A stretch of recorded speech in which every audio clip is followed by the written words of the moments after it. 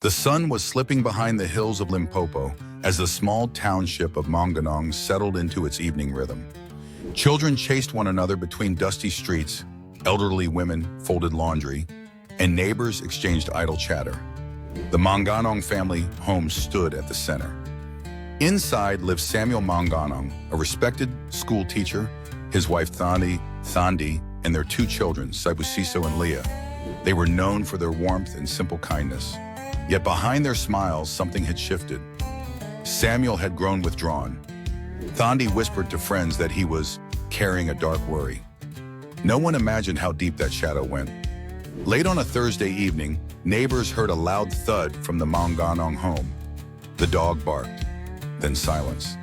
A neighbor, Mama Dineo, peered through her curtain. She saw the kitchen light flicker, then go out. She told herself it was nothing. She turned away.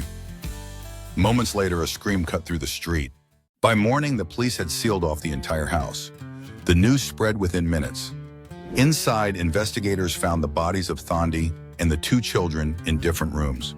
No forced entry, no signs of robbery, and no weapons left behind. Samuel was missing. To many, the answer seemed simple. Samuel had snapped. But Detective Nandi Radebe, leading the case, was not convinced. Something felt staged. She noticed small details others overlooked. A half-finished cup of tea on the kitchen table. Thandi's phone is hidden behind the couch. A search for Samuel began immediately. At the local bus station, CCTV captured him leaving town at dawn. He looked shaken and exhausted, clutching only a small bag. He walked alone. Detective Nandi wondered, was he fleeing guilt or running from danger? A bruise on Samuel's study door, as if someone had kicked it. She whispered to herself, someone else was here. Back at the Maungannong home, the forensic team found a hidden drawer in Samuel's study. Inside were documents linking him to a community dispute with a powerful local land developer. Samuel had been fighting to protect a piece of ancestral land the company wanted. Unknown to the community, he had received threats. The last note read, "Stop this fight or we will silence your whole house." Nandi's heart tightened. The murders body were no longer simple. This was not a domestic tragedy. It was a warning. A tip-off led the police to an abandoned farmhouse outside Polokwane. Inside, they found Samuel, alive but barely conscious.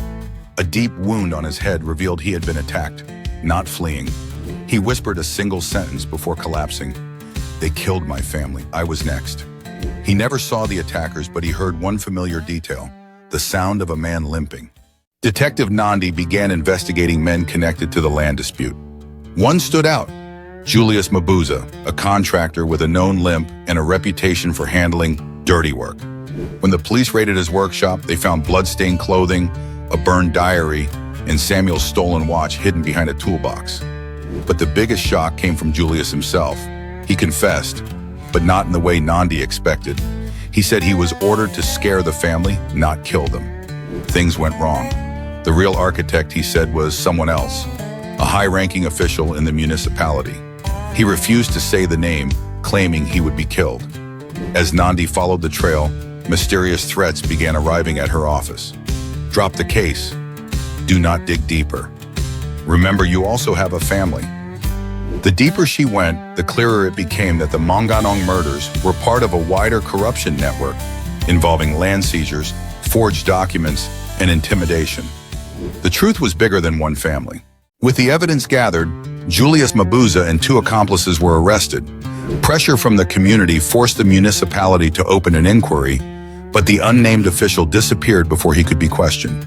Samuel, now a grieving widow and father, stood at the graveside weeks later. He clasped Leah's small necklace and whispered, "I will not let your deaths be in vain." Detective Nandi stood nearby. She promised him the fight was not over. Some cases end, others remain open scars. Months later, an anonymous envelope arrived at the police station. Inside was a photo of the Maungannong home taken the night before the murders. In the corner of the picture stood a shadowy figure. The limp was unmistakable, but beside him was another man. The face was blurred, intentionally. Nandi looked at the envelope and whispered, "This story isn't finished." Fade to black. Like and subscribe for more.